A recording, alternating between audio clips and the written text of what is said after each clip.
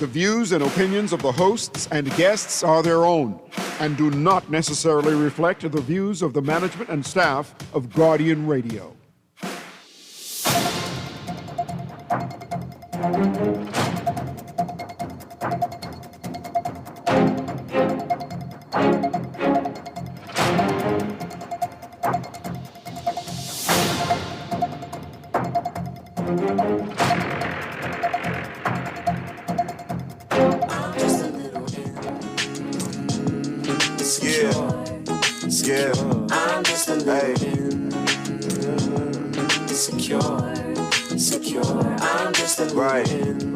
We all so self-conscious. Why? No idea what she doing. Hey. And welcome to another edition of Guardian Radio Today with your host, Pastor Dr. Cleveland W. Williams III, also known as Kahun Anku Sarah. It is a hot, notice I put the hot Friday. And I'll be with you up until the 4 o'clock hour. Make sure you're drinking your waters. Make sure you stay safe on the road today. Before we dive into today's show, just want to remind you of the Hope Walk 2026. Join the Jeannie Dean Caring and Sharing Cancer Support Group for Hope Walk 2026. That is Saturday, June 13th at 6 a.m. at Goodman's Bay Park. Walk in honor of a survivor, in memory of a loved one, or simply to support those facing cancer today. Register now at gdcancersupportgroup.com. All one word. gdcancersupportgroup.com. The G and the D stands for Jeannie Dean, so make sure you register today. Today's show is somewhat of a continuation of what we did on Tuesday, because I didn't get to address everything I wanted to address. But today's show is entitled The Hidden Pattern, Patterns of Oppression. The hidden patterns. What are these patterns of oppression? When we do open up the phone lines, it will be 323-6232, 325-4316, 325-4259, Family Violence, 22300-5720. Of course, the Guardian Radio text line is powered by BTC, and that's 422-4796. Standard text rates do apply. We're streaming live on GuardianTalkRadio.com, or you can catch us at Cable Bahamas, channel 969, or BTC Flow, channel 612. The hidden patterns of oppression. Now, last show, we talked about education and the education system and how our young men ultimately are said to really not be making the mark, right? And the reality behind these situations is it's not just happening by circumstance, right? The system is working exactly the way it was designed to work, right? Amos Wilson, as I've introduced him several times, but for those who may not be aware of who he is, a great psychiatrist, one who is very much interested in understanding how the systems of oppression work against us. And he talked about education as a tool for imperialism and the fact that it can make us dumb. And he used that word. He said it makes us dumb, right? He said in his estimates and in his analysis, he makes a crucial psychological argument. European dominance depends on keeping African people trapped in concrete thinking. Now, where does this all play out with regard to what's happening in today's society? Here in the Bahamas, there are a lot of things taking place. You're watching the House of Parliament, and you're seeing the theatrics that's going on in there. You're watching the news, and you're watching the murders. You're watching a lot of things that really and truly don't seem to make a lot of sense. But this show is dedicated to us getting to some of the root problems of why the behavior we're seeing just seems to be normal. All right? And so European dominance depends on keeping African people trapped in concrete thinking while preventing the development of abstract, logical, relational, and sequential thinking. He says, if we want to know the characteristics that white racism wishes to impose on the black child, there's one major question we must ask ourselves. What is it that we must not be able to do or have in our character if the white man is to stay dominant? This is the words of Dr. Amos Wilson. There are three things he points out. African people must not think abstractly, because abstract thinking reveals the hidden patterns of oppression, which is what today's show is all about. African people must not think logically and relationally, because logical thinking exposes the contradictions in systems that claim to be just while practicing exploitation. This is exactly the system we live in today. African people must not read between the lines, because the truth of how white supremacy operates is written openly in books, but the ability to extract that truth has been repressed. And so, with that being said, I wanted to address some of the comments that were made last show about blacks selling blacks in slavery, and it's all our fault. And there were other things that were said, and I said, I don't want to just look at that. I wanted to look at the whole system. So today we're going to do something that our education system rarely does. Well, it's starting to, but it has some catching up to do, right? We're going to connect the dots. We're going to look at a pattern that started over 500 years ago and ask an uncomfortable question. Is that pattern still playing out in the Bahamas today? Not in the same way, not with chains and ships and whips, but with exams, with curriculum, with who gets hired and who doesn't, with who stays and who leaves. Stay with me now. The lies that we were taught. Start with a statement you've probably heard, maybe in school, maybe in casual conversation. Africans sold other Africans into slavery. This was the comment that was made on Tuesday in our last show. Have you heard that? Yes, you did, because if you listened to the last show, you heard that. But I definitely heard it even before that. It sounds like a simple fact, but here's the truth. The statement is a distortion. The Africans into slavery. It's a distortion, and it serves a purpose. As the great Guyanese historian Walter Rodney, he wrote a book called How Europe Underdeveloped Africa. The transatlantic slave trade was not an African enterprise. It was a European enterprise. Rodney is very clear about this. So I'm not just pulling off the top of my head. I said, let me go and pull some information from scholars that spent their life studying this information. Walter Rodney says, when Europeans shipped Africans to European buyers, that was the European slave trade from Africa. He points out that in East Africa, when Arabs took Africans and sold them to Arab buyers, historians call that the Arab slave trade. But somehow when Europeans did it, with European ships, European capital, European weapons, and for European colonies, we call it Africans selling Africans. This is not history. This is blame shifting.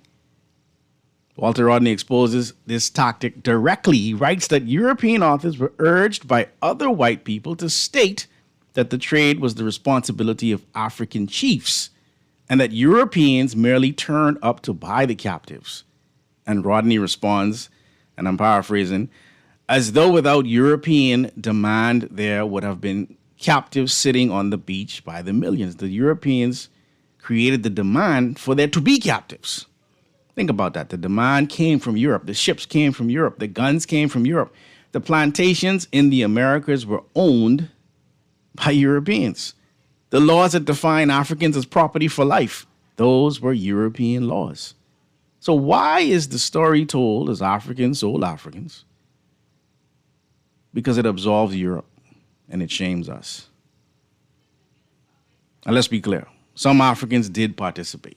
Some kings, some merchants, some middlemen did exchange captives for European goods. We're not romanticizing the realities of what took place. But to call that selling, quote unquote, in the way we understand it today, as a free choice between equal partners, see, that's a lie. Here's how it actually worked. Europeans had guns. Africans had not enough guns, right? Europeans would go to one tribe and say, hey, your enemy over there is about to get guns from us. So do you want some guns too? Yeah? Okay, well, bring us some captives. This created what historians call the gun slave cycle. You needed guns to protect yourself from being captured, but to get guns, you had to capture others and sell them. And once you were in that cycle, there was no way out. Walter Rodney documents this. He says that once the slave trade started in any given part of Africa, it was beyond the capacity of any single African state to change the situation. Let me give you an example. King Ajaja Trudeau of Dahomey, right? They had a whole movie about Dahomey. Can't remember the name now. The woman who was the king, right? But he tried to stop the slave trade. They didn't put that in the movie, right? In the 1720s, he burned European forts. He asked Europeans to develop alternative forms of trade, ivory, pepper, anything else. And what happened? The Europeans cut him off. He couldn't get European goods anymore. So at this point, he was already dependent on European goods. Anyway, by 1730, he was forced to resume slaving just to survive. Another example, the king of Congo asked Europeans for masons, like stonemasons, priests and physicians, people who could help develop his kingdom. Instead, he was overwhelmed by slave ships. They didn't send builders, they sent chains. The Oba, or the king of Benin, initially refused to sell male prisoners of war, but Europeans used persuasion and pressure until he changed his policy. So let's be honest. When your choice is to participate or be destroyed, that's not a choice. That is coercion. And there's the kicker. The British Royal Company, the official British government trading company, issued orders from London to assassinate African kings who obstructed the slave trade. They literally murdered leaders who refused to collaborate. So when you hear Africans sold Africans, remember, Colin Faust. Resistance was punished by death. Now here's something that doesn't get taught in our schools. Europeans also came into Africa themselves with armies, with guns, and with brutal force. And when they came, they didn't just trade. They conquered, they killed, they colonized. And the methods they used tell us everything about how the modern system was built. Let me take you back to the late 19th century, between 1881 and 1902, a period now called the Scramble for Africa. European powers went from controlling only 10% of African territory to controlling 90%. That's not a negotiation, people. That's an invasion. Let me name the countries that actually came into Africa and the methods they used. Belgium, under King Leopold II. Belgian agents traveled into the Congo and by 1884 had negotiated treaties with 450 local groups. But quote unquote, negotiated is a polite word. Leopold's forces used brutal forced labor, mutilation, and mass murder. It is estimated that as much as half the population of the Congo Free State died under his rule. Half. The Belgian government eventually had to take over in 1908 because his mismanagement was so catastrophic. Then we go to Germany. Chancellor Otto von Bismarck annexed Togo, Cameroon, and Angra Pequena in 1884. In East Africa, a German adventurer called Karl Peters tricked local chiefs into signing quote-unquote treaties. Documents Bismarck himself dismissed as a piece of paper with Negro crosses beneath. Because that's how they signed. That's how the marker X. When the Hihi people, or Hehe people of Tanzania resisted German rule, their chief, Mkwawa, led a guerrilla war for nearly a decade. They ain't teaching us this. They ain't teaching. We was resisting. We was fighting. In 1891, the Battle of Rugaro, 2,000 to 3,000 Hehe warriors ambushed a German column, killing 10 Germans and nearly 400 African soldiers. The bloodiest defeat in German colonial history. Well, What did Germany do in response? They launched a terror campaign. They burned villages. They captured 1,500 women and children and eventually offered a bounty on Umquaqua head. He took his own life rather than be captured. Between 1904 and 1907, Germany committed genocide against the Herero and the Nama peoples in Southwest Africa, doing incalculable harm to those societies. Then we got France. The French fought the Mandingo Wars from 1883 to 1898 against Samoro Touré, a brilliant military leader who built the Wassoulou Empire. Samoro armed his soldiers with firearms and used guerrilla tactics, hit and run attacks, scorched earth, and strategic retreats to resist French expansion for 15 years.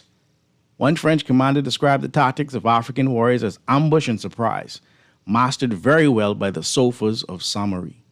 But in the end, French artillery and Maxim guns, which could fire 11 shots per second, overwhelmed African resistance. Then you have our dear beloved Britain. The British fought multiple wars against the Ashanti Empire in what is now Ghana. In the First Ashanti War in 1824, a British column of 500 men encountered a 10,000-strong Ashanti force. The British governor, Sir Charles McCarthy, was killed. The Ashanti took his head and fashioned it into a gold-rimmed drinking cup for their king. But the British returned. In the Third Ashanti War of 1873 to 1874, General Sir Garnet Wolseley led a force armed with Martini Henry rifles, Armstrong cannons, rockets, and Gatling guns. There's no gun named after a black man. They built 274 bridges, fought through dense jungle, and burned the Ashanti capital of Kumasi to the ground. These are the same people y'all was saying they were selling people. It was fighting. We was littering. What made it possible? There was a technological gap. European forces had a Maxim gun. It's called the Maxim gun, the world's first machine gun, which could fire 11 shots per second. African armies sometimes outnumbered Europeans 10 to 1, but they could not firepower. Right? They also used techniques of divide and conquer. Europeans just didn't fight Africans. They used Africans against other Africans. The Germans, when fighting the Hehe, recruited warriors from the revival Sangu. So I want you to be clear. There were Africans who were working against Africans, but they were hired hands. So they were recruited warriors from the Sangu tribe to help block escape routes and track down fleeing civilians.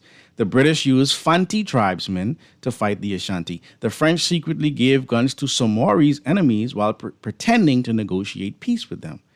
This is the same quote-unquote client-state dynamic we saw in the slave trade. Divide the people, arm one group against another, make local elites dependent on European goods and European support, and then step in as the ultimate power. As one academic source notes, the Germans used warriors of the Sangu tribe, a good example for using intra-African rivalries, and the principle of divide et impera, divide and conquer. So African resistance was real. The academic consensus is clear. Virtually every sort of African society resisted, and there was resistance in virtually every region of European advance. The Samori Touré fought the French for 15 years. The Hehe fought the Germans for 8 years. The Ashanti fought the British in multiple wars over decades. And there were thousands of smaller acts of resistance, guerrilla campaigns, peasant rebellions, and what historians call social banditry. But the technological gap, the internal divisions, and the sheer scale of European resources eventually overwhelmed them. That's what ultimately overwhelmed them, not Africans selling Africans. So let me ask you a question. If you saw a pattern, an external power controlling the goods, creating dependency, enriching a small group of local collaborators while harming the majority, would you recognize that pattern today? Because here's what I'm arguing. The same structure that drove the slave trade and the colonial conquest is still operating in the Bahamas today. The weapon has changed, the language has changed, but the pattern is the same. Mr. Producer, I think we can take a break right now. Think about that. Everything that happened 500 plus years ago and still happening today. I'm going to let you marinate on that as we take a break here on Guardian Radio today. Again, my name is Dr. Cleveland W. Enes III, also known as Kahun Anku Sarah. Back after this.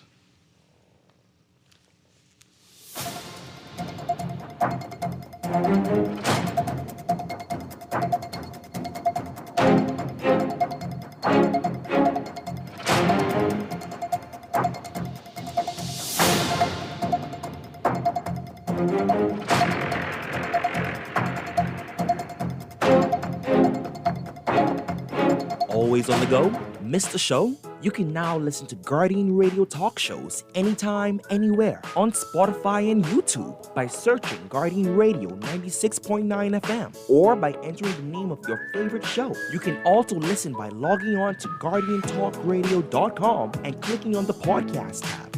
Guardian Radio, continuing to provide you with fresh news and smart talk anywhere, anytime, all day. At Cleveland Clinic, you set your course, not cancer. So when your journey takes an unexpected turn, you seek out the experts who've conquered it before, and you forge new paths to help fight cancers. For every route to a cure, for every care in the world. See how we're innovating cancer care at Cleveland Clinic today. Love the show? Want to give your support? Become a sponsor today. Call 302-2300 for our rates and packages. That's 302-2300. Become a sponsor on Guardian Radio 96.9 FM. Fresh news, smart talk, all day. This is Guardian Radio 96.9 FM. Fresh news, smart talk, all day.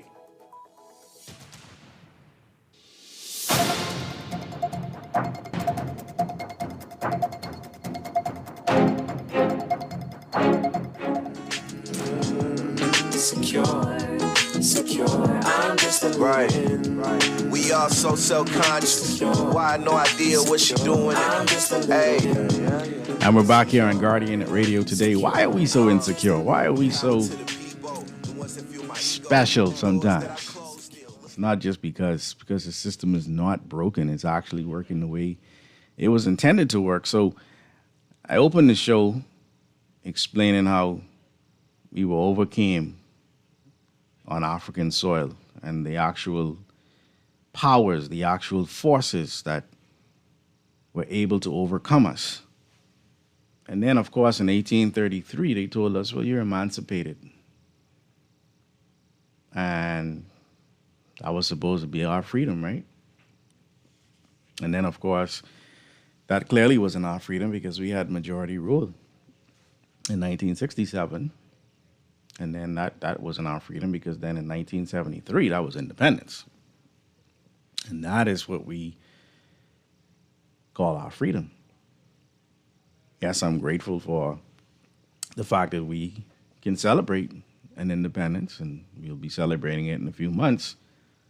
However, there were some things that were left in place that I want to throw on the table based on what happened before. So it's the same pattern. The hidden patterns of oppression, the same patterns still exist today.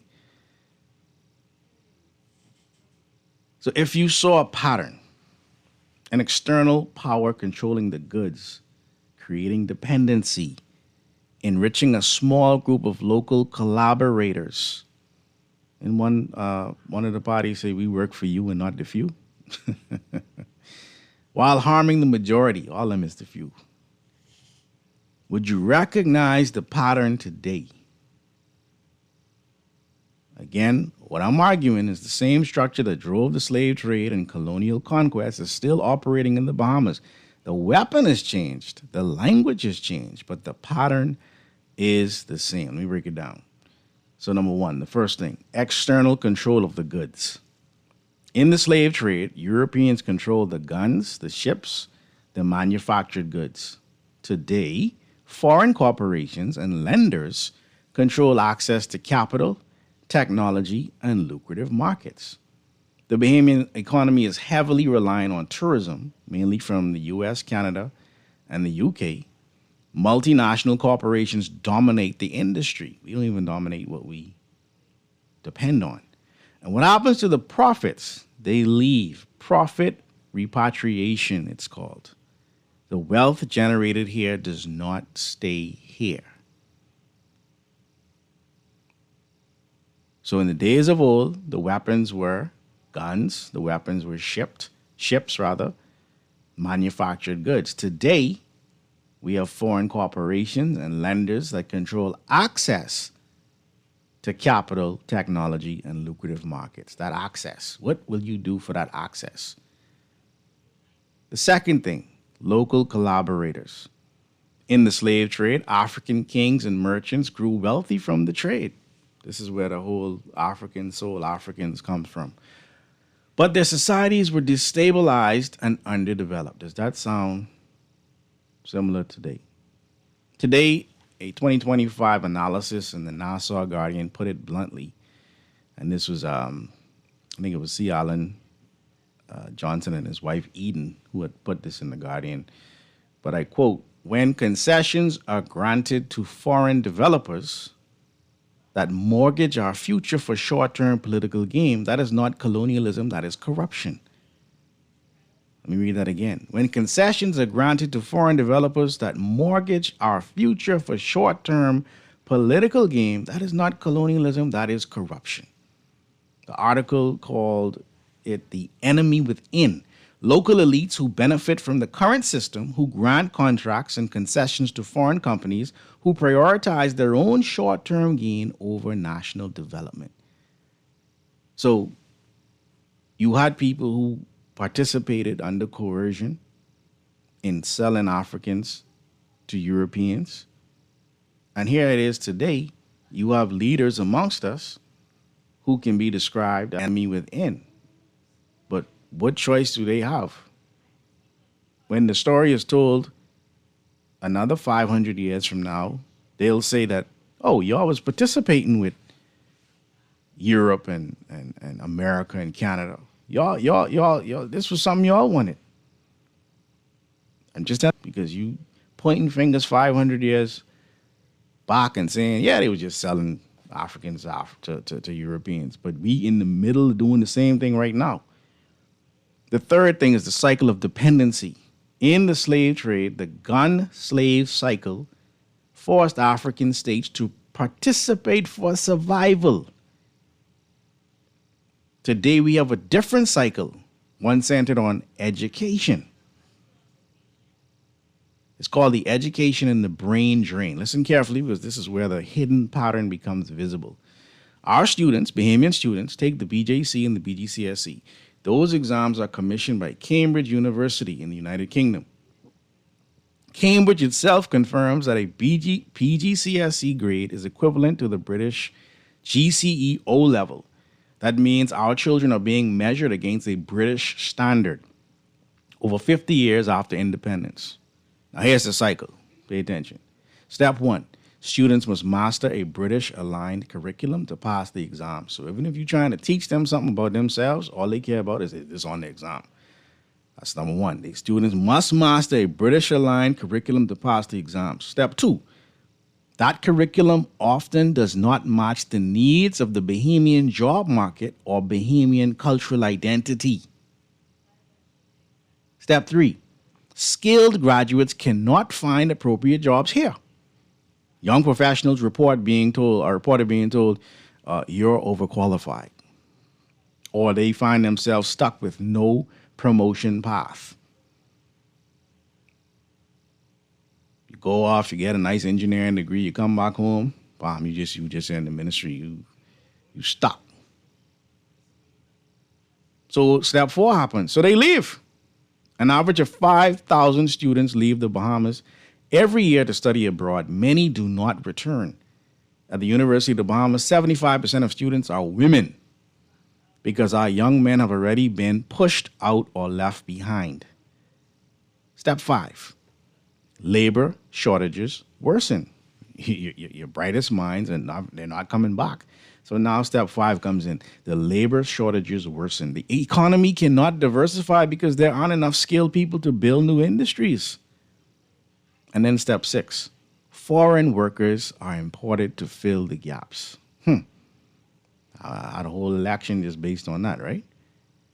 Then, of course, step 7 comes in. The cycle repeats with the next generation. So, do you see it? It's the same pattern. External power controls the goods. In this case, educational certification. Local students are forced into the cycle to access opportunity, and the most educated Bahamians, our brightest minds, are captured, not in chains, but through structural immigration. Walter Rodney wrote that the slave trade caused population loss, technological stagnation, and economic distortion in Africa. Today, the brain drain causes the same things in the Bahamas. So what is the psychological dimension before we open the phone lines? Dr. Amos Wilson says, making us dumb.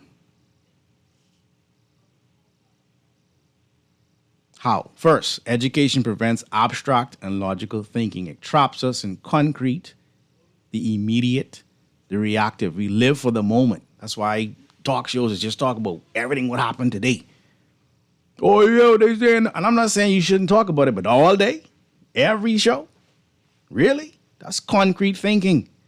We live for the moment. We don't connect past to present to future.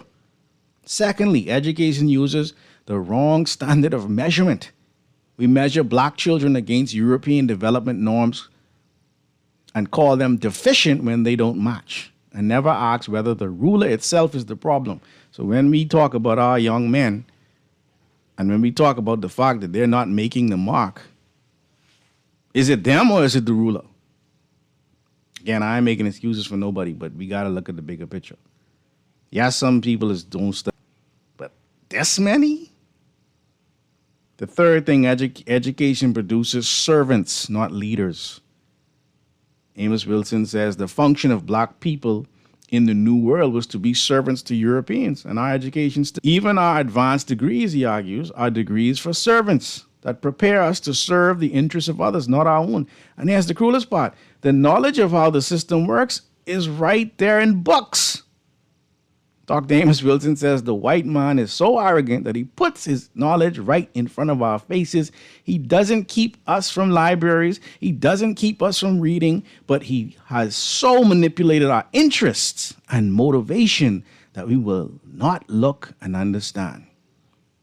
We read about Pavlov's dog. If you don't know what Pavlov's dog is, it's an experiment where every time a bell rings, this dog expects something, food or something like that. So, you know, when the bell rings, the dog, it salivates, right? We study that experiment, and Dr. Amos Wilson is saying, what you don't understand is you're the dog. You're the dog. We read about Skinner's rat. They have the rats in the box. Skinner's rat. We don't realize we're the rat in the box. That, for Wilson, is the deepest form of dumbness. I'm not calling you dumb. I'm just quoting what Dr. Wilson said. Not the absence of information, but the inability to interpret information in the interest of our own liberation. If we can't do that, he says we're dumb. Let's go to the phone lines, 323-6232, 325-4316, 325-4259, the Family of Violence, 242-300-5720. Call you live. Good afternoon, Dr. Anwar Tura. Good afternoon, Sparky. How you doing? You know, I just talked to the producer a little while ago. Yeah. And I said, your grandfather and Jackson Burnside's father both went off, became dentists. Yep. Your grandfather said something one time ago, that you want to control people, put everything in the books because Bahamians don't read. Yep. And then him, like everybody else, like Jackson Burnside's father and your grandfather, they sent their children off to better themselves. Yeah. And then your father sent you off to better yourself. Yeah. Then you traveled or studied the world, and you came back. Now you teaching us. Yes, sir. And some of us still complaining, but still want to talk about what happened in the House Assembly every day, all day, on every talk show. Every day, all day. But then you and Miss Green and them want to talk about something Bahamian and something cultural and talk about us. Then people complain that being got nothing to talk about other than black people and white people in the Bahamas. Yeah. And then you got certain people calling me and complain that why the party don't stop complaining and said do something. How can you do something when we've been trying to do something all these years and our leaders still keep us going around the same mulberry bush, picking the same berry all the time? Yeah. Okay? We don't teach nothing about ourselves, our countrymen, our Bahamas to us. When I went to school, I went up to the government high in 1970 when I graduated.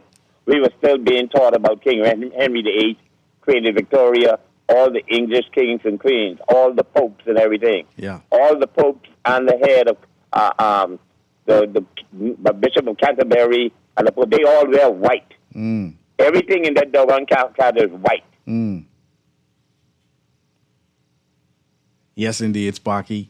I appreciate your comments, and I agree with you that definitely that was the system. That's what we came up in, and that's what we now question. Let's go to the next caller. Caller, you live.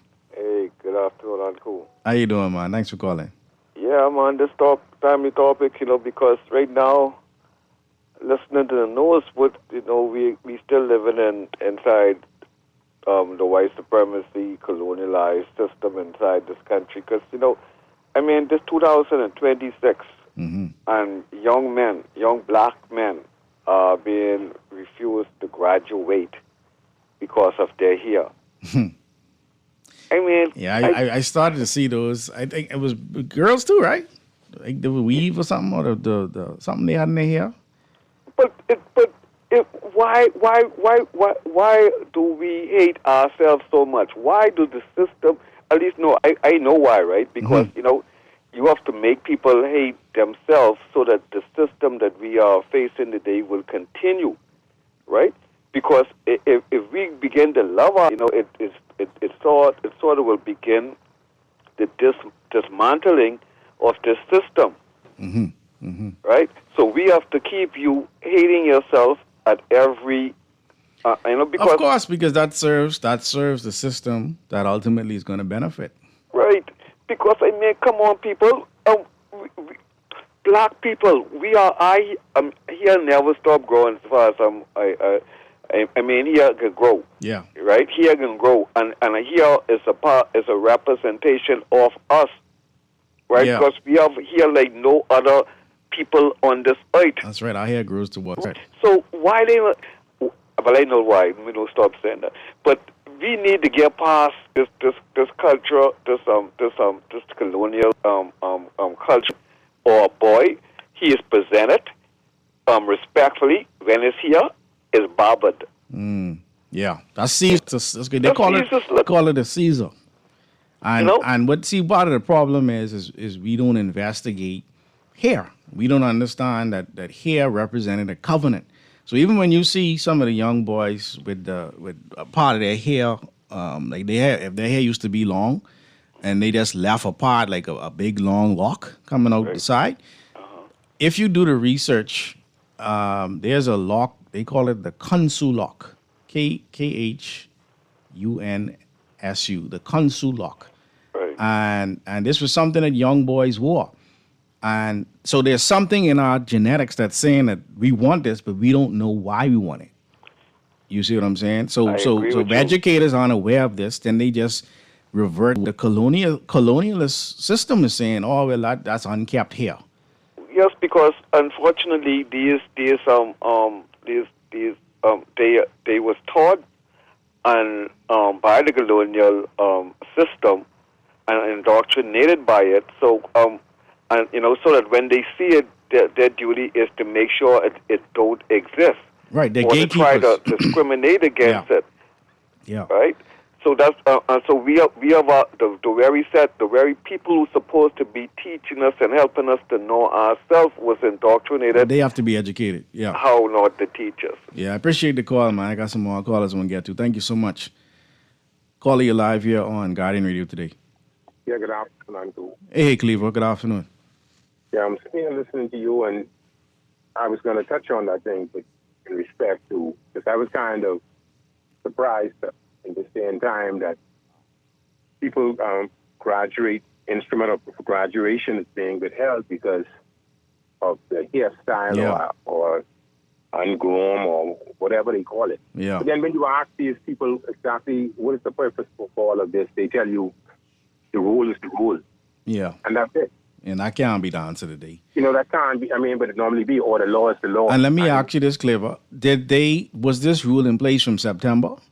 Did they have this in place from September, or is this a new rule? Because I didn't follow the story. I would think that's the standard. Yeah, but I think that's the last. You call it, what do you call it? Giving you the Caesar look. Yeah, yeah. Mm-hmm. I think I always refer to it as Delilah. Nothing good came out of that. Then sounds near God touch. So I always just tell them, that sometimes when I want to throw a job at one of the barber, I said, going by Delilah. That's weakening us. But the thing is, Sanku, we have a lot of. But then the problem is we grow up in a society, right? Mm-hmm. Where you're not supposed to question authority, so to speak. Right. But what do they do? What do they do with the white kids who have a different style here? Do they ask them to cut during when they're in school? No. Are they allowed to? And even if they do, their hair is still longer than ours could be. Even if they have to, I say they don't, and even if they do, their hair is usually longer than our hair could be because their hair falls down. Which is true, but then my only point is, at no point do they put questions or suggest to the person of a European descent that they're not supposed to. That they need to cut their hair. They allow them to grow their hair, but as soon as I saw the other day, what I found was interesting. I just happened to be in a school setting, right? Mm-hmm. And I saw one of the terrible 4 or 5 young ladies, students, the girls, mm-hmm. and she was marching them to the office. Mm-hmm. So I asked, what was the problem? Mm-hmm. And believe it or not, she said that they have weave in their hair. But her hair was full of weave herself. I said, but you have weave in your hair. Wow. A walking contradiction. I said, now this one is kind of strange, but I'm an adult. I said, so look. Yeah, I believe you put the weave in your ear to enhance your appearance. Yeah. And I guess the kids are doing this because, they tease these kids with picky head or nappy head. Yeah. That's what I used to be hearing when I was in school. Someone like that still applies to the kids. Yeah, it does. And it was, you have to look at it good to really see that it was weave, Mm-hmm. But they inspect these girls and they make sure that there's no evidence of any type of weave. But the people who are doing the inspection, they're here loaded with weave. Yeah, I just don't get it. Yeah. But my thing in conclusion, Anku, now, you see the situation, I always talk about the violence among black people, our black community. Mm-hmm. I was watching a video that was circulating on social media. Mm-hmm. A video in Long Island, that took place in Long Island. They were having like a party, or maybe it could have been a Long Island homecoming, mm-hmm. or something to that effect. But mostly, I saw a lot of consumers or white Bahamians in the video. Mm-hmm. They were playing the same music that we play, mm-hmm. and the reggae music. Obviously, they were drinking libation. I could see the cups, so I figured they were drinking. Mm-hmm. And everybody just dancing and having good, clean fun, mm-hmm. right? Mm-hmm. And I said, wow, maybe Long Island needs to bring this type of stuff here to Nassau and throughout our family islands, because in our black community, what is causing it? One doctor stated that it was nutrition, the food, that is creating mm-hmm. the violence. Mm-hmm. But the white people, they eat the same food, they shop in the same grocery stores. But what is fueling this violence, man, amongst our black community? And it isn't being adequately addressed. If I would have seen statistics showing where white Bahamians are killing other white Bahamians, mm-hmm. I would have, but when you see all the murders for this year and a big chunk of it black, it's just black killing black. Yeah. What's fueling it? It's a great question, Cleaver. And it's something we definitely have to address on the show, because one of the things we have to be aware of is how the system of white supremacy works. Racism, white supremacy, it's not about white people as much as it is about a system that was put in place to benefit the original architects of the system, which were white people. So in a situation where you have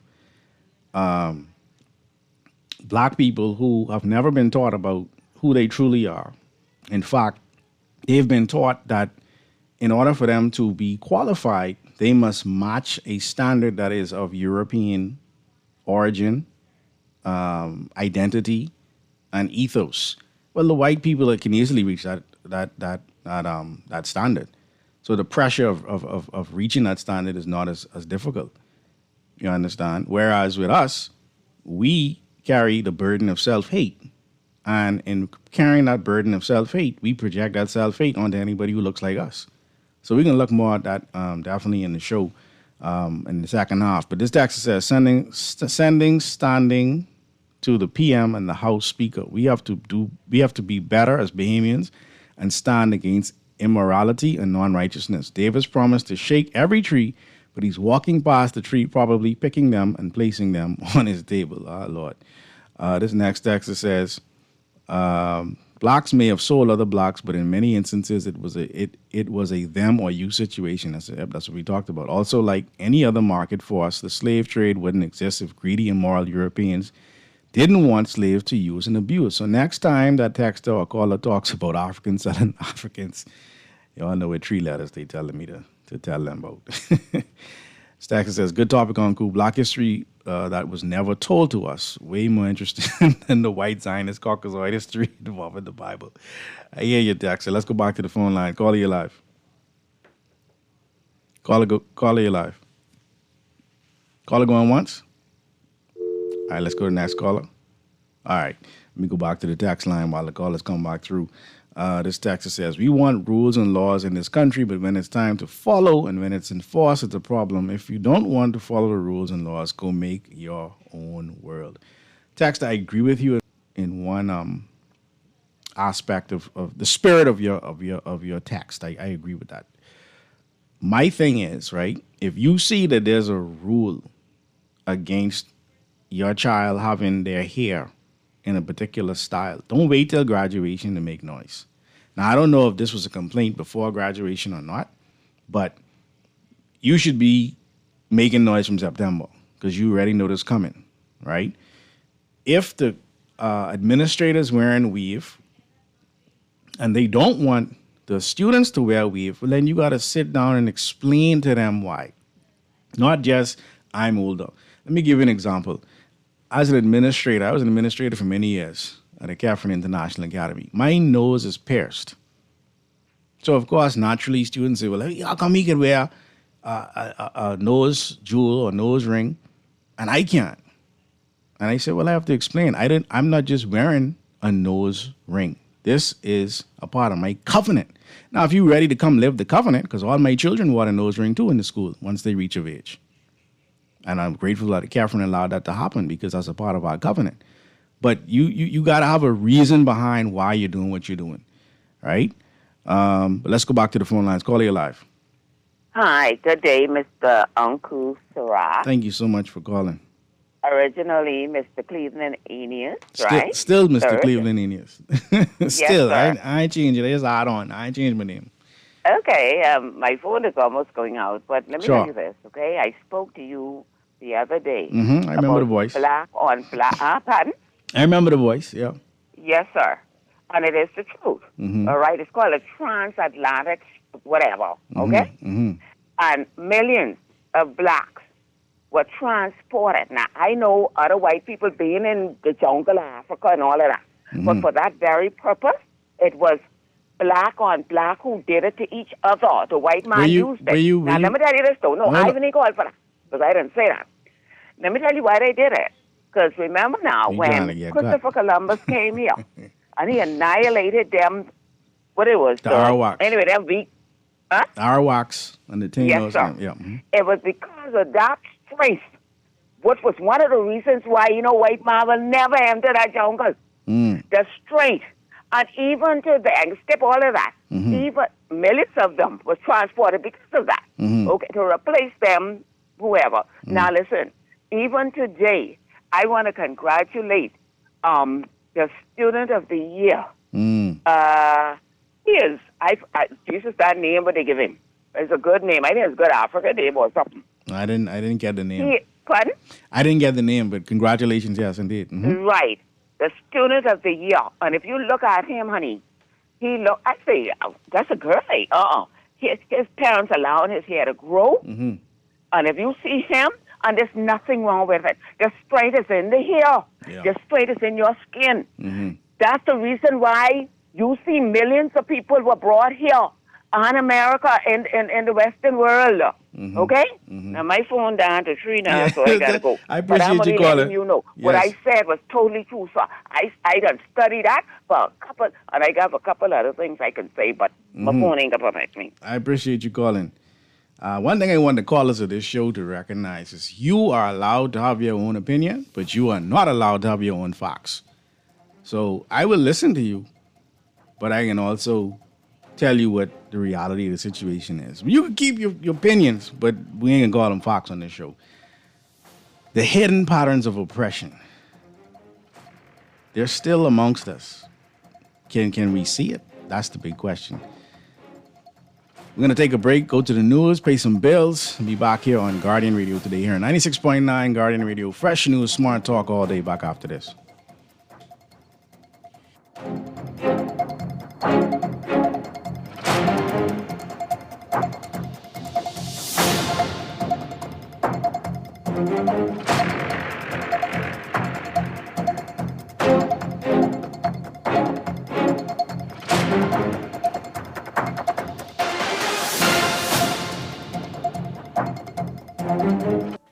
You try to rest, but roll with the best. For all your printing needs, there ain't no one better, no. For posters and banners and flyers, for window decals, greeting cards and newsletters. No job too big and there's no job too small. You name it, we can print it, just give us a call. Let Print Masters bring your masterpiece to life. Located in the Nassau Guardian Building, telephone 302-2361. Turn a trip to Burger King Nassau into a galactic adventure with the Mondo and Grogu Whopper Combo, featuring special shake fries. Whether you're a bounty hunter in training or just here for your way, Burger King Nassau has everything Mandalorian and Grogu related you could want. Grab the toys, the mugs, the crowns, and your crew, and head on down to BK and celebrate the Mandalorian and Grogu adventure with Burger King Nassau. This is the way. Love the show? Want to give your support? Become a sponsor today. Call 302-2300 for our rates and packages. That's 302-2300. Become a sponsor on Guardian Radio 96.9 FM. Fresh news, smart talk, all day. Cancer touches far too many families, but hope still lives in community. Join the Jenny Dean Caring and Sharing Cancer Support Group for the Hope Walk 2026 on Saturday, June 13th at 6 a.m. at Goodman's Bay. Walk alongside survivors, patients, caregivers, and families as we come together in strength, healing, and support. Enjoy community fellowship, vendors, activities, and our inspiring Hope concert immediately following the walk. Register today at gdcancersupportgroup.com. Let's take every step forward together for hope.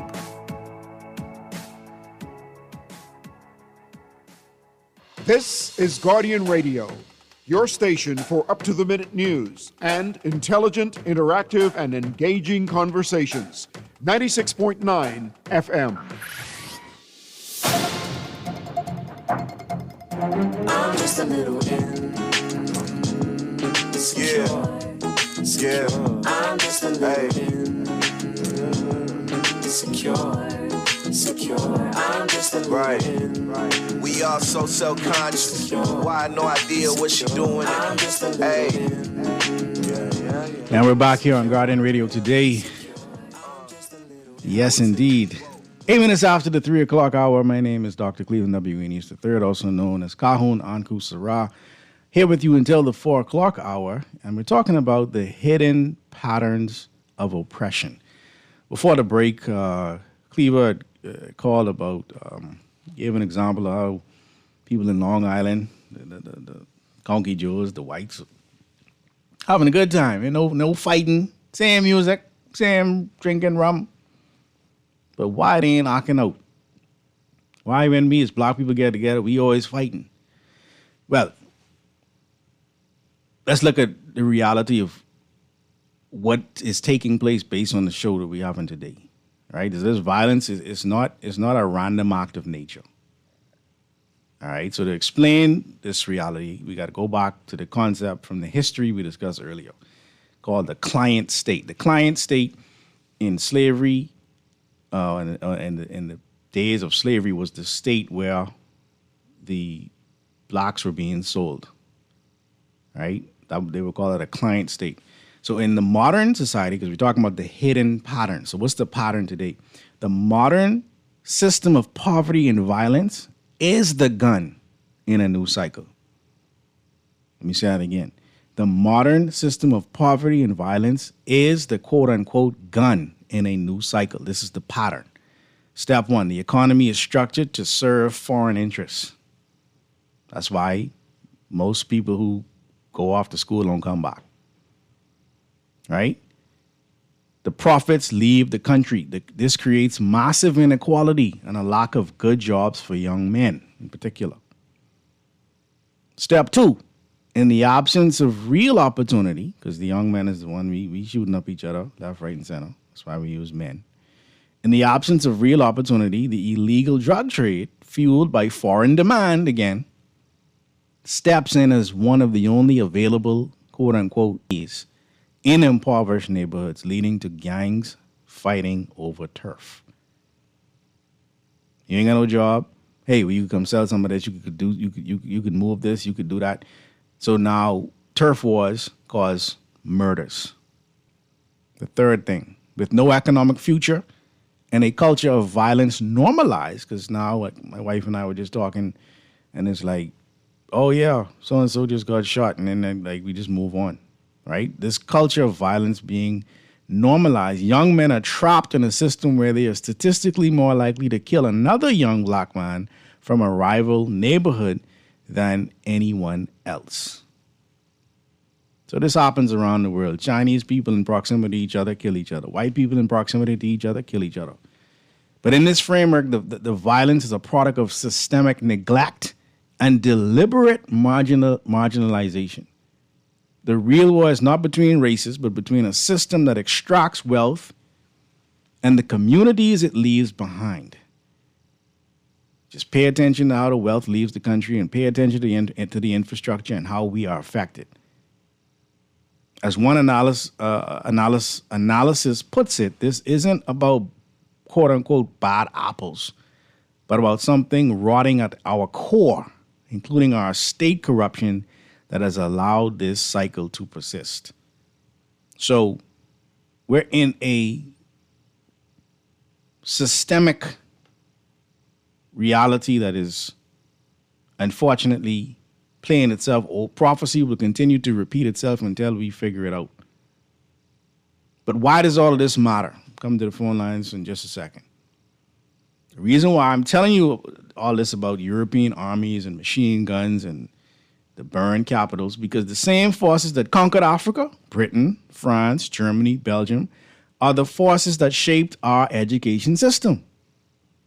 The same countries that burned our ancestors' capitals and took our ancestors' heads are the countries whose standards we still measure our children against. If that ain't psychotic.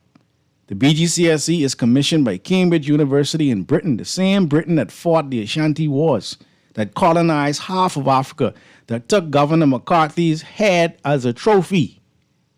The curriculum that teaches British history and British literature while ignoring Samori Toure, Mkwakwa, Queen Nzinga, and the Ashanti warriors.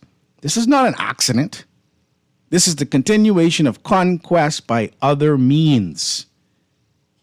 All right? Walter Rodney wrote that the slave trade and colonialism underdeveloped Africa. They extracted wealth, they destroyed industries, and left the continent dependent on Europe.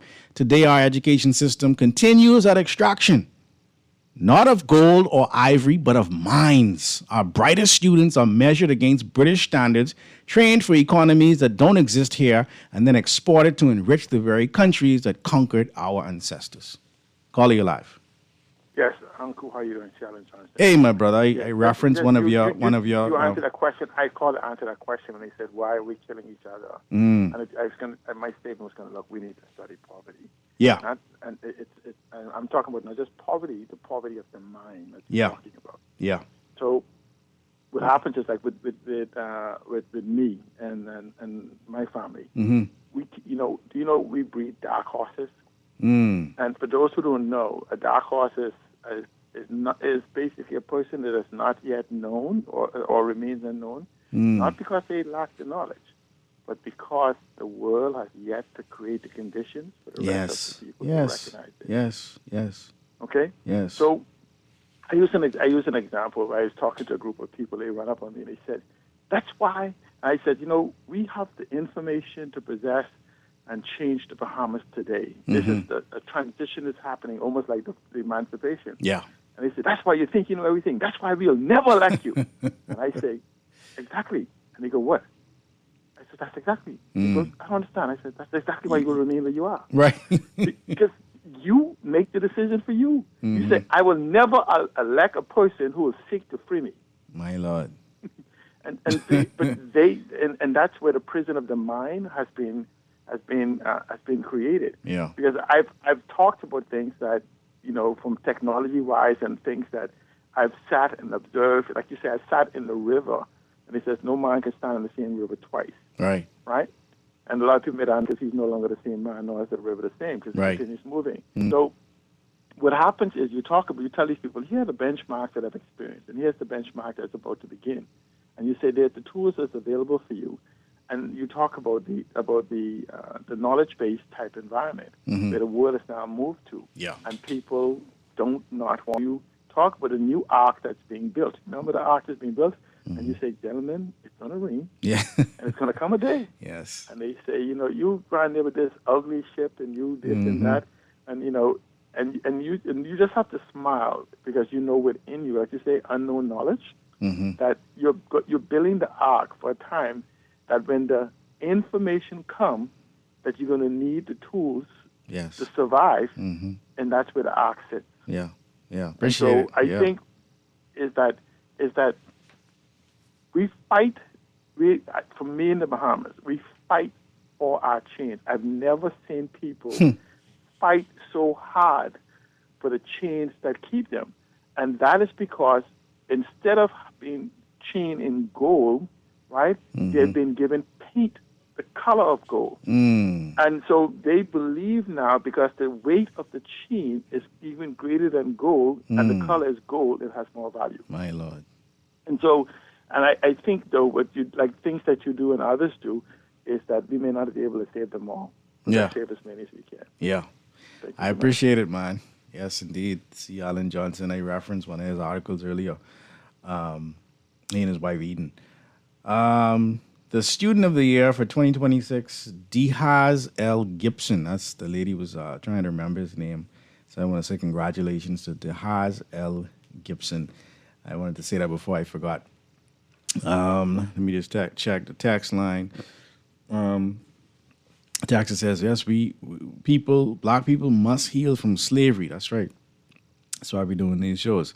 Uncle, these kids ain't putting weave in themselves. Their adult parents getting them to put it in, buddy. They always blaming the kids. Lord, you ain't lied over Dexter.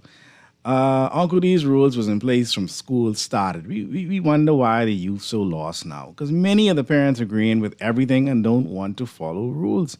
Yeah, I don't think you can make noise at graduation. You should have been making noise from a long time. Or just don't put the weave in and graduate. Then you could put the weave in afterwards. I mean, I don't know. This text says, I look at South Korea. When it comes to suffering, they in the race. Squished between two global powers, enslaved, removed from their homeland, persecuted, all the things. They even went through IMF restructuring, businesses and families wiped out overnight. They did not look for their oppressor to rescue them. Their government strategized. They invested heavily to the tune of billions in culture, and it is paying off. What we doing? Well, we got a ministry of culture now. So you think that's what we should do? Invest. I would you. Let's invest billions into the culture. They say, Lord, we selling... You're all rude, man. I can't read that. Let's go back to the phone lines. Caller, you live. Go ahead, caller. Uncle. Hey. How are you, sir? I'm great, man. Thanks for calling. Can you hear me? I can hear you, guy. Go ahead. Yeah, you're coming through clear. It's an open line show before I... Well, we talking about the hidden patterns of oppression, but go ahead. Throw your comment in there, man. I believe you're qualified to help me. Mm-hmm. I would like to know, sir, from you, from a biblical point of view, Mm-hmm. why did Jesus ask Zacchaeus to come down out of the sycamore tree and he dined at his house or had lunch with him that day? Mm-hmm. Mm-hmm. I would like to hear your response on that. All right, if we go to the book of Revelation, chapter 22, and we go, I'm just pulling it up right quick.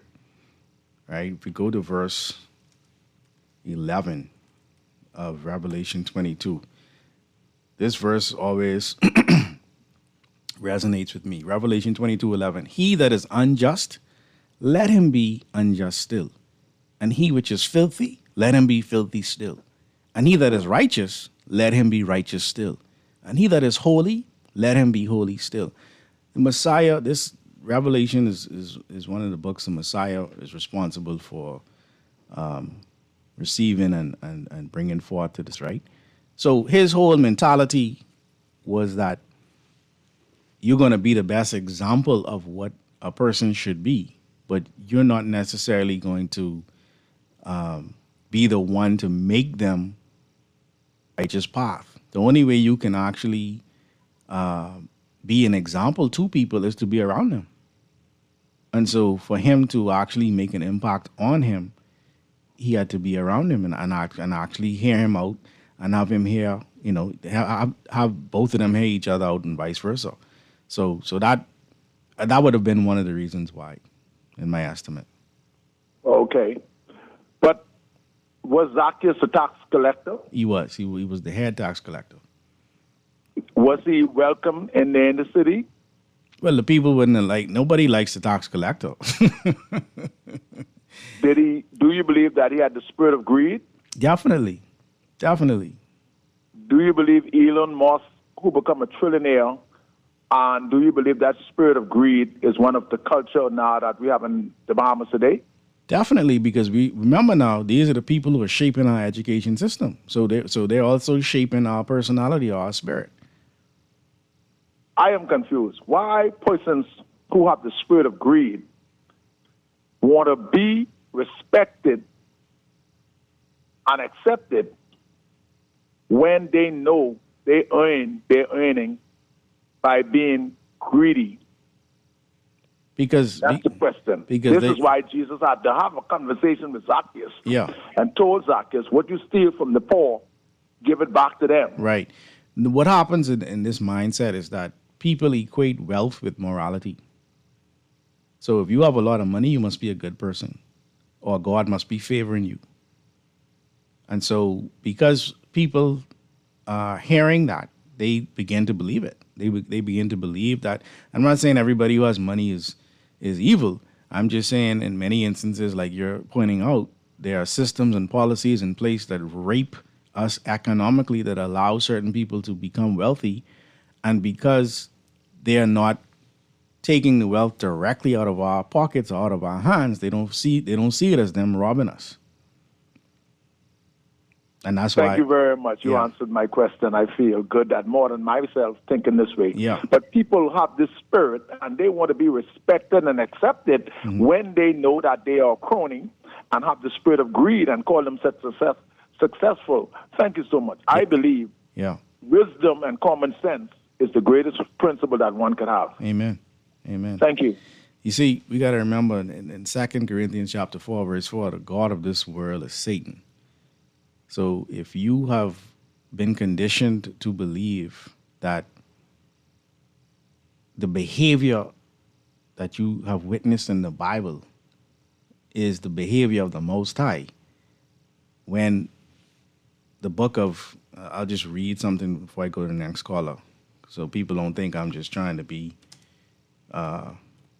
blasphemous, right? If you go to 2 Corinthians chapter 11 and you go to outside of verse 13, 2 Corinthians 11 and 13, for such are false apostles, deceitful workers, transforming themselves into the apostles of Christ. And no marvel, for Satan himself is transformed into an angel of light.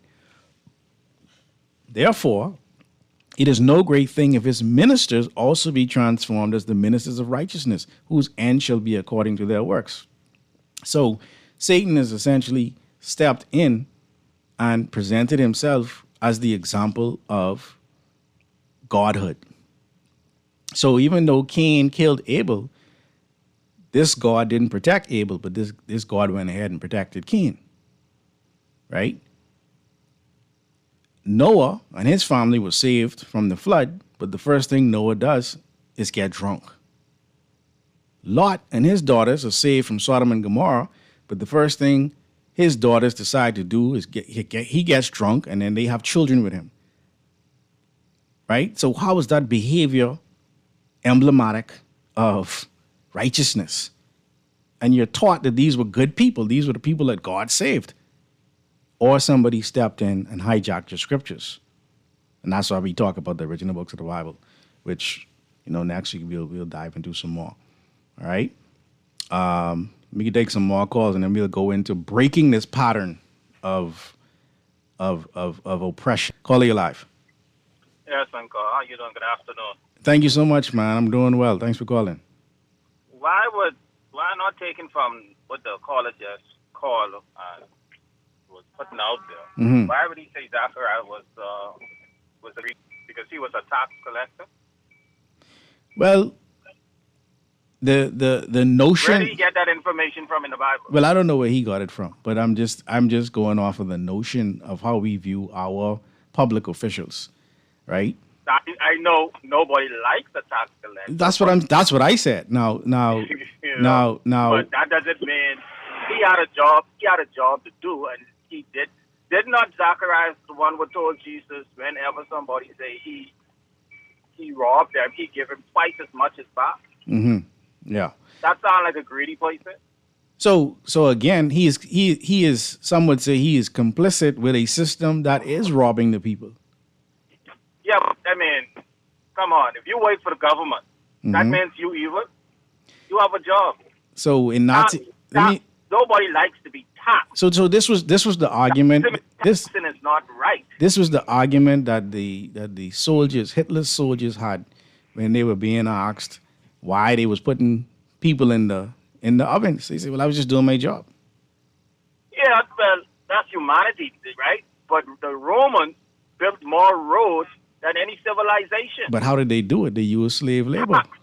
They used tax and slave. Now, slave was a form. Everybody was slave. You couldn't pay your bills, buddy. You get slave. That's the way of putting. Hey, what I'm saying is, yes, there was serfdom, and then there was slavery. So yes. Yeah. But that wasn't. I wouldn't compare that to slave because serfdom was in slavery, but slavery is slavery. But right. they slavery was going on from in biblical times. I think what the caller was trying to look at, and what we have to really look at and take under consideration, when you look at the spirit of lust. Yeah. The spirit of lust is in everybody. And we necessarily don't have to be lusted after. When people just say, well, hey, we look at lust for some emotional thing or for money. Mm-hmm. Lust is so much more things. Mm-hmm. Lust is, we can lust of so much more. We can lust of food, and that could become a sin. Money, the opposite sex, the same sex, power. All of these things we could lust after. Mm-hmm. You understand? And so, I think that's where he needs to take that. He needs to take that to the full stream. So, and that is lust, not just a certain, because we have people inside the church what's full of lust. Mm-hmm. Behind the pulpit, just lust. The Bible calls them the spirit of an adulteress. Right. They only care for themselves, but they only take. You know? No, I'm with you. I wanted to put a question to you. Mm-hmm. And I don't know how much information you know about the king's brother.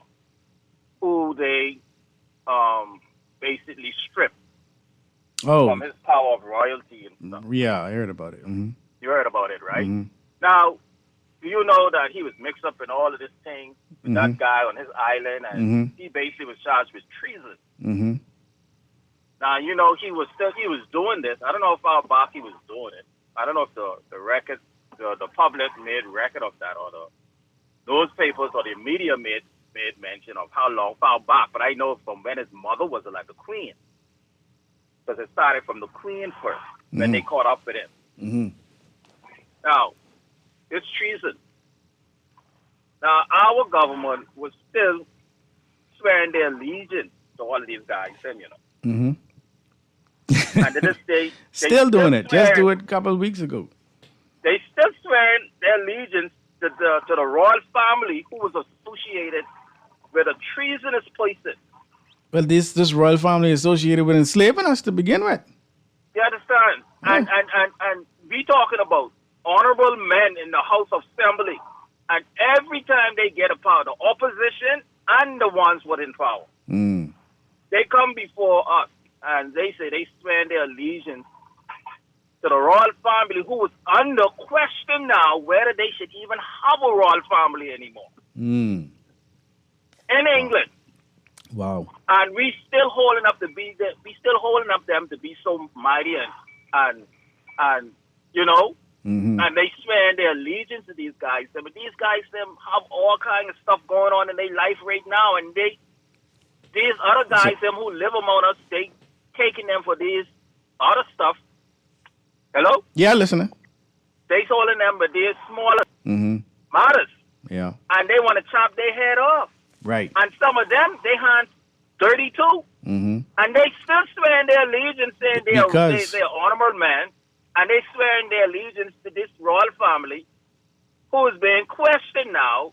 And England, they have a set of people, I forgot what you call them. They said they don't want them anymore because they don't want anybody who is going to have a part of a treason, person who is being charged with treason in their country. Yeah, but what they don't understand is the royal family is a part of the psychological warfare needed to make them seem more important than anybody else. That's why their statues are bigger. That's why their history is more important. And it is a tool. Their laws, you know inside their laws, they have that. The quotation is that the king could do no wrong. Right. Right. But now that ain't there to keep the king with his head up high. Mm-hmm. That's for the king to have a standard. Right. You understand what I'm saying, right? You would think so. If we see, Yeah, you would think so. If we see, like, you know what? It was a time when they people used to be scared to challenge certain people because their stature was so great and huge. They would look at as gods. Yes. But the minute you draw blood from a god, a person who say that he's God, you know how that look, right? Yeah. That he ain't a god. That means you're human, buddy. Yeah. You're no god. But let me throw this So at what you before you go. Because I just pull up something about Zacchaeus, right? The reason why they were referring to him as being greedy, in that system, in that Roman system, the tax collectors often paid the Romans a fixed sum up front and then collected more from the people, keeping the excess as their profit. This is what some of the research is talking about regarding the tax collectors. This is what so the tax collectors, that system was agreed. That a lot of greedy people were a part of it. That's why they were more than that. You can't blame them for collecting the tax now. So but they were collecting more than tax. Yeah, that's they stealing. Yeah, they were stealing. Right. Steps. So yeah. So we as Bahamian people, when we look at Lord, we trying to this day and time, I don't think we want justice. I don't think we want justice. The reason why I say that is that, do you remember when they brought the adulterous woman before Jesus? They say she was caught in the dark of adulteress, and they wanted Jesus to stone this woman because they was getting ready to do it. Yeah. Right? But the Bible said that they was trying to trap him. Yeah. But the law said that they must bring both of the people that was caught in the ark. Yeah. Right. All right? Mm-hmm. So Jesus knowing the law, he couldn't punish half of the people. Mm-hmm. For him to be a righteous person underneath their law, he would have to judge the woman with the man being there. In other words, bring me all who was caught in the act. Bring me all who y'all say that was it. But they didn't want to. They just wanted to bring half Right. of the person. So it wasn't Like most people do. People just bring their side of the story. right. Mhm. It wasn't justice that they want because No. they didn't want their friend who was a part of it, if we could say that was their Yeah. friend. Because nobody's going to bring their friend to be stoned if they had power. Right. Politics, and they're going to point at With your another caller. party. With your caller. We got to take a break. All right, but I really wanted to go on with that conversation. That's why I said they didn't want justice, so Jesus didn't give justice. No. Justice is balance. Mercy. Yeah. He gave mercy, but he tell the woman something. He said, because I forgive you, he said, go and sin no Go more. and sin no more. That's right. And I tell the PLP government to this day, because the people know what you did, or have a feeling what you did, and we still elected you, go and Sin no more. Thank you so much, caller. Guardian Radio today. Be back after this break. Keep it locked.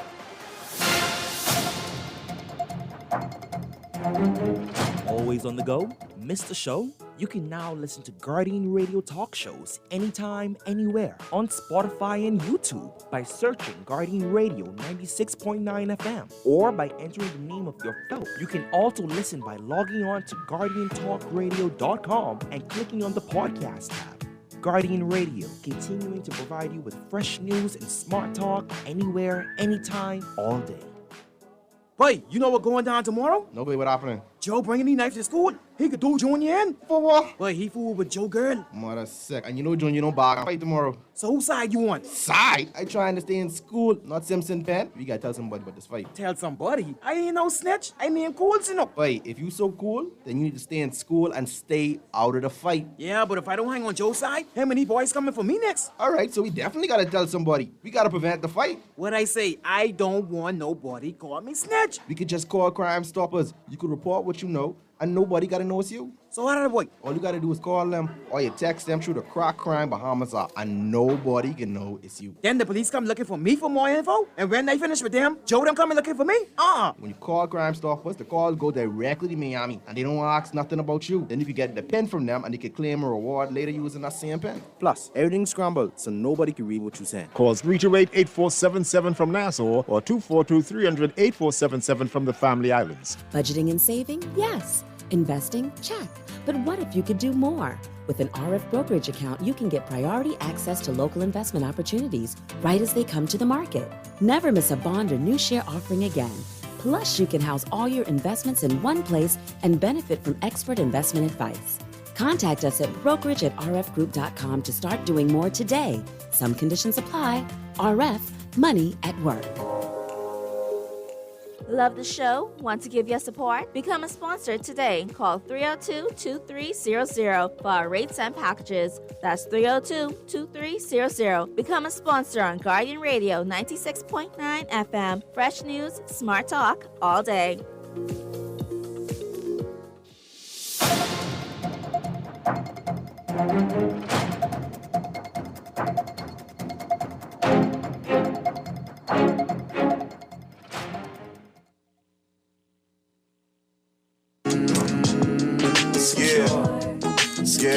I'm just a living secure.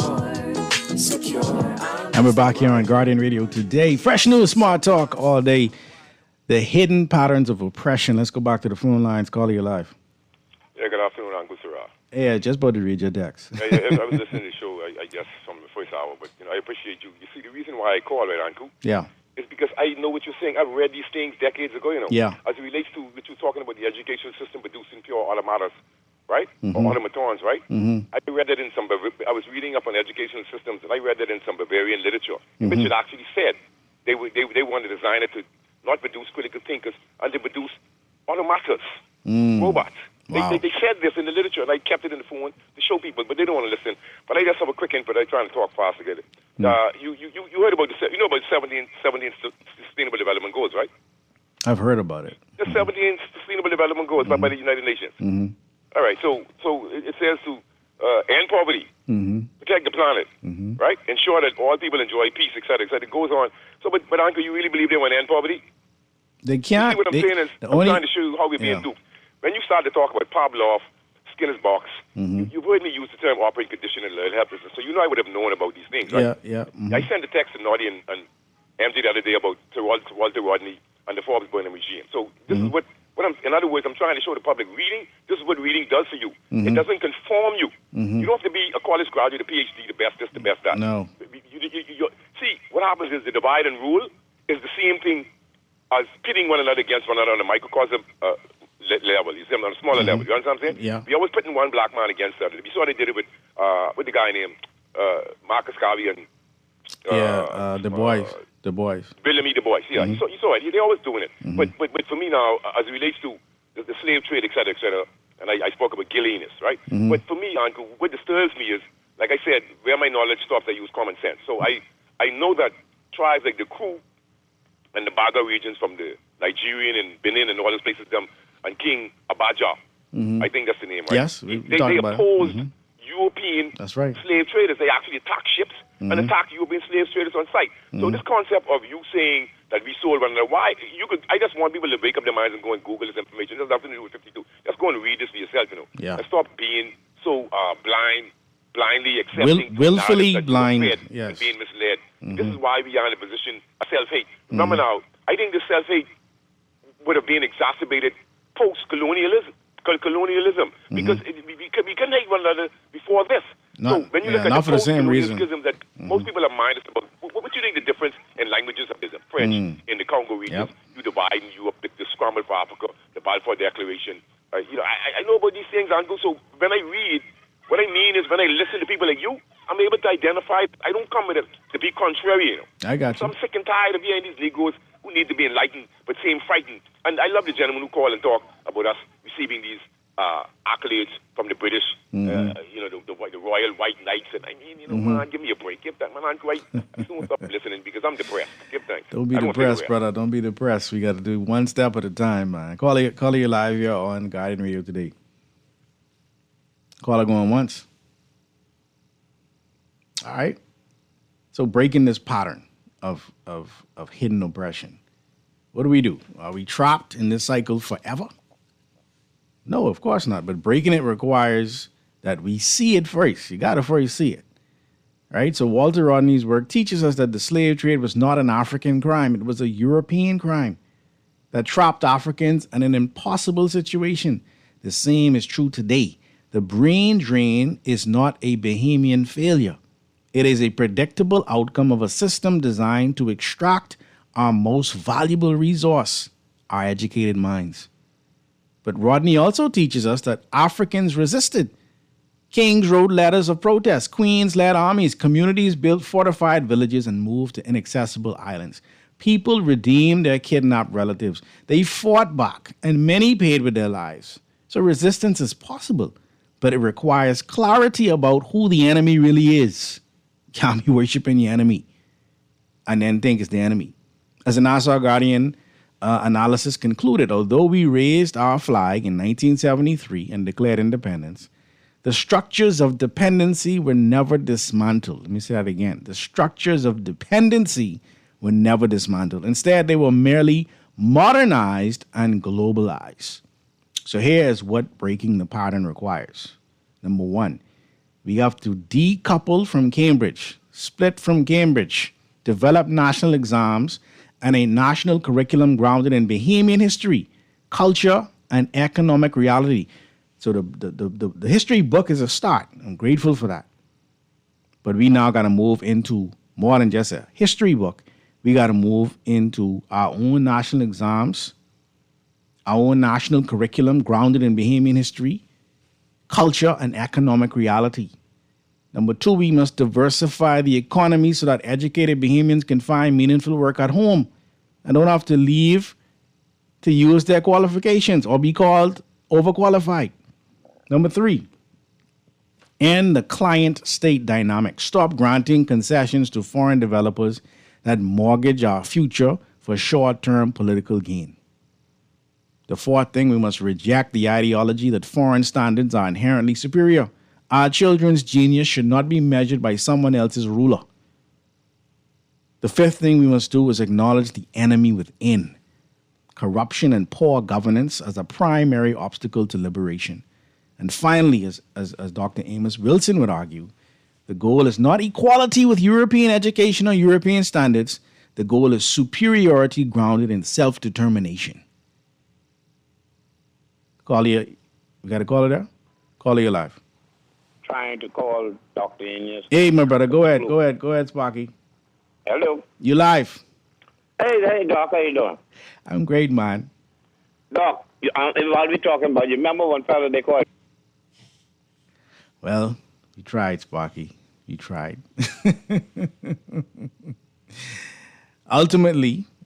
Ultimately, when will we decolonize our education? When will we stop teaching our children that British standards are the gold standard? When will we teach the full history of African resistance, not just the collaboration?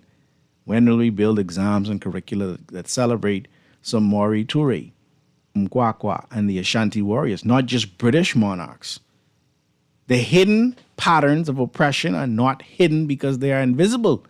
They are hidden because we have been taught not to see them. That aren't on the exam, you see. We have been taught to blame ourselves. We have been taught that our children are slow or lazy or overqualified. That's crazy, right? In one instance, you're slow and lazy, and in the next instance, you're overqualified. We have been taught that our best and brightest should leave, and that their leaving is their choice, not a structural failure. I'm going to run to a break here on Guardian Radio today, our final break for the day. Keep it locked here on 96.9. Back after this.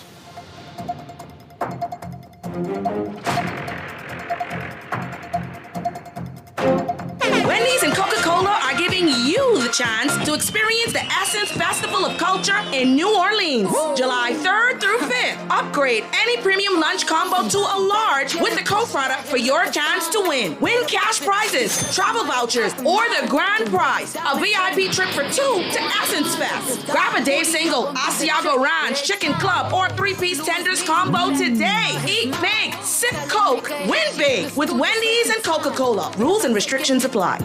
At Star General, you can go gold. Comprehensive car insurance covers loss or damage from accidents, fire, theft, and third-party liability. But the Gold package gives you increased coverage for rental car and windscreen, personal accident, medical benefits, deductible waiver, and 24-hour roadside assistance where available. Our Star General Gold package also gives you up to $2,500 for accidental damage to a rental car anywhere in the Bahamas. Go gold with Star General. Insurance made simple. Guess who's back? It's that time again for the 31st annual Michael Scudery Peace on the Streets Basketball Classic. Bring it on now, let's go. Whether you're a player or a fan, you don't want to miss this one. The action starts July 13th at the Hope Center. Log on to peaceonthestreets.com and register. Come on, everybody, we're going! That's the Peace on the Streets Basketball Classic, where we shoot hoops instead of guns. Game time. Cancer touches far too many families, but hope still lives in community. Join the Jenny Dean Caring and Sharing Cancer Support Group for the Hope Walk 2026 on Saturday, June 13th at 6 a.m. at Goodman's Bay. Walk alongside survivors, patients, caregivers, and families as we come together in strength, healing, and support. Enjoy community fellowship, vendors, activities, and our inspiring Hope concert immediately following the walk. Register today at gdcancersupportgroup.com. Let's take every step forward together for hope.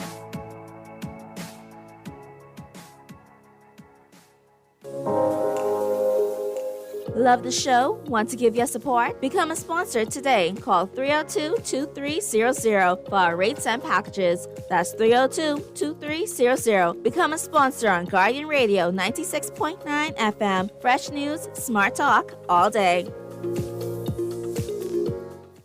This is Guardian Radio, your station for up-to-the-minute news and intelligent, interactive, and engaging conversations. 96.9 FM. Skip. I'm just a living.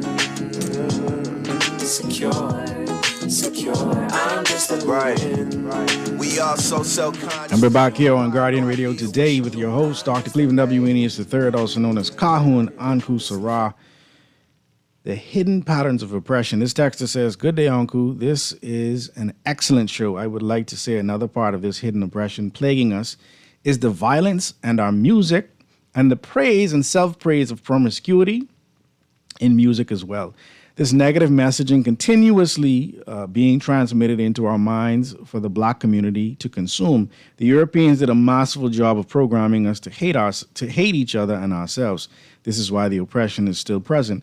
The music reinforced their brainwash over us, and they also taught us to praise them and their Caucasian skin, and that the worst of the worst is a Negro committing any crime against Caucasian male or female." Hey, I'm with you there, texter.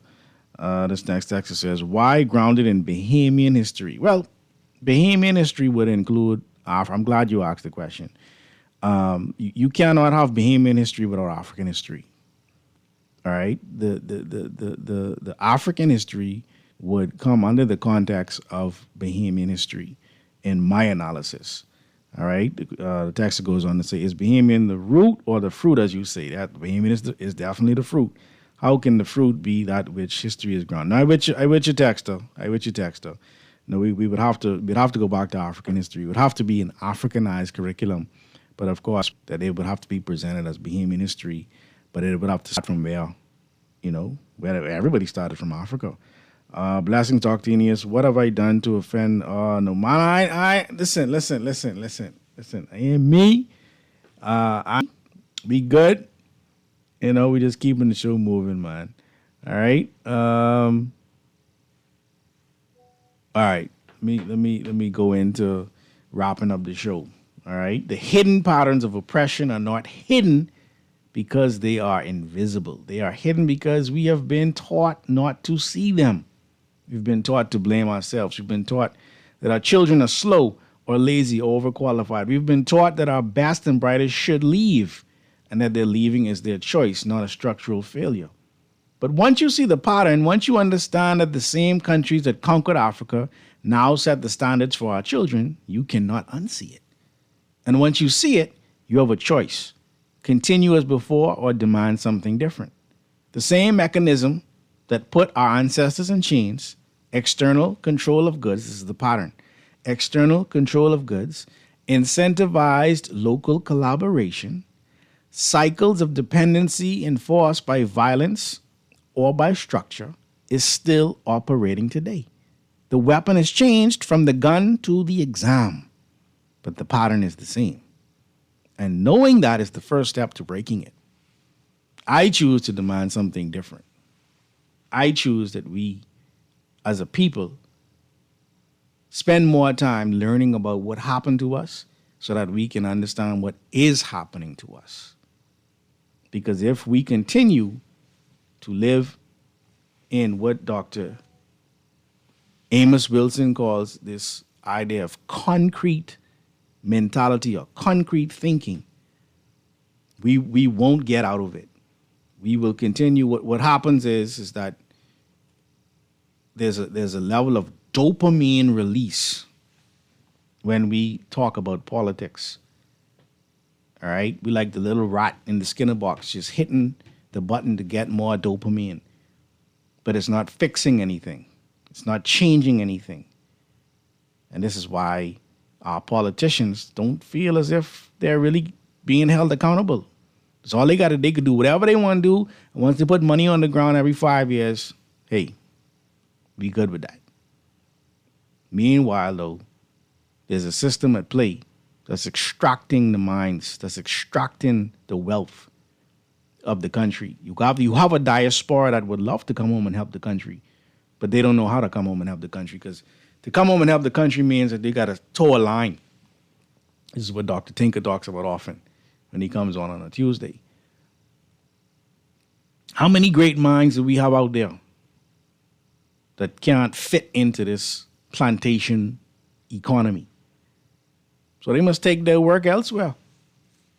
You spend hundreds of thousands of dollars to get an education.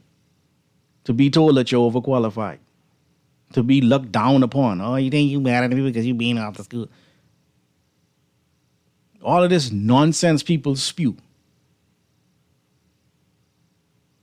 And then when you try to actually fix anything in the system, you can become a pariah. You can become somebody who is seen as a troublemaker, because so many of us are actually benefiting off of the chaos, which makes us complicit. Let's go back to the phone lines here on Guardian Radio today. Caller, you live. Go ahead, caller.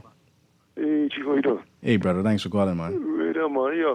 Okay, the problem is, too, right? I always found out the problem, what is being overqualified? That's one of the most ridiculous. I agree. The goal was to get qualified. No, but see, and then you get overqualified. Are you past qualified? Are you skip qualifying on overqualified? You demonize being rich and you demonize for getting an education. Yeah. That's some craziness. And I want to say this before you go, right? Yeah. Man, you remember right back in the day in Kingsway, right? You know you could win a nose ring though. So in Kingsway, you couldn't even stand 6 inches next to the opposite sex. All right, then. they exchange. Take it easy, bro. Yeah, my brother. Yeah, this is not a fashion statement. This is my religious rights to have a nose ring. So, in the Kingsway no more. Let's go back to the phone lines. Call you live. Pastor Enos. Hey, my brother. Wonderful man. Listen, what we must understand, there's nothing new under the sun. Yep. Everything we see playing out now, just in modern terms. Mm-hmm.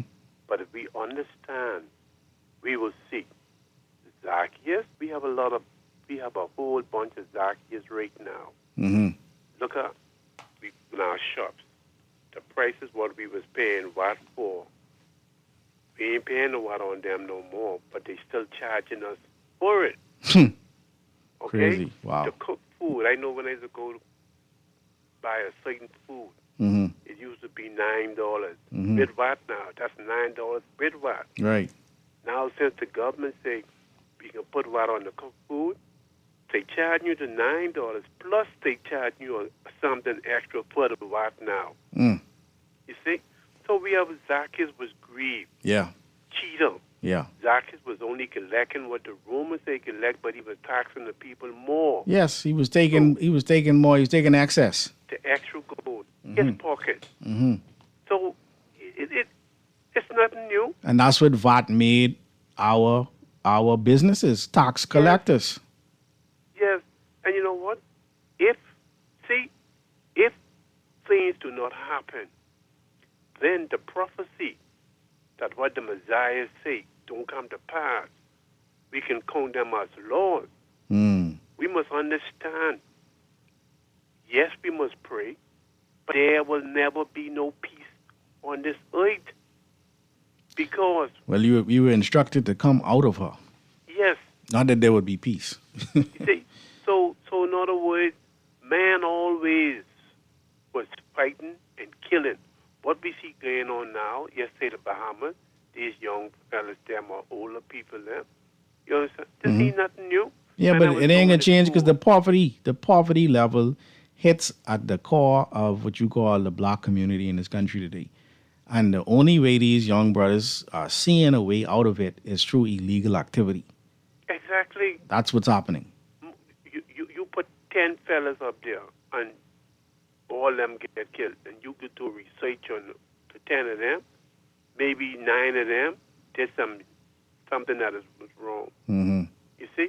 So all we have to do is try our best to just pray for safety and protect our families and stuff like that.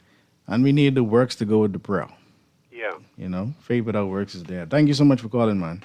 Okay. This Texas says, peep this, Dr. Cleveland Institute. That retired, rather intelligent, over 60-plus librarian with the strong, sexy, cool voice, for some reason, strongly appears perhaps tuning in late or at least in the middle of your radio show. Dr. Enos, you can see that our over 60-plus retired librarian has good intelligence, but strongly seems that she is missing out on a portion or various portions of your full presentation as you break things down line by line. She missing out on key vital points for whatever reason. I with you, Dexter, but we got to keep pushing on. Yeah, so all respect. All respect. It's been a great show. I pray that today's conversation has helped to edify those who are often seen as people who may be conspiracy theories or people who just, as they say, want to live in the past. The past is definitely present as a part. The history is prologue for the present. The patterns of oppression are very much apparent if you know how to view it. If you understand that the gun has become the exam now, then you can appreciate that the resource that is being stripped here in this country is the brains of our people. And the fact that our economy cannot absorb all of the education that we are telling our children to go after it's a problem. And if we don't diversify the economy so that we can absorb the great minds, then let me just tell you this, we're going extinct. I talked about this weeks ago. Bahamian women only having one child, right? Haitians having 4 and 5. Now you do the maths on that. So y'all could get mad. I tell y'all need to let us Bahamian men have on 2 or 3 wives. Right, Wally? I bringing you into this too, bro. I just having a little fun, man. Listen, I serious, but I've been doing 3 wives though. But I ain't gonna bring Wally into it. I want you guys to have a safe weekend. I want to have Shabbat Shalom to all my Atonis family. Happy Sabbath to all of the 7th day and all those who celebrate Sabbath, sunset. The Talking Heads are coming your way next. Naughty and MJ. Keep it locked here on 96.9. Guardian Radio, fresh news, smart talk.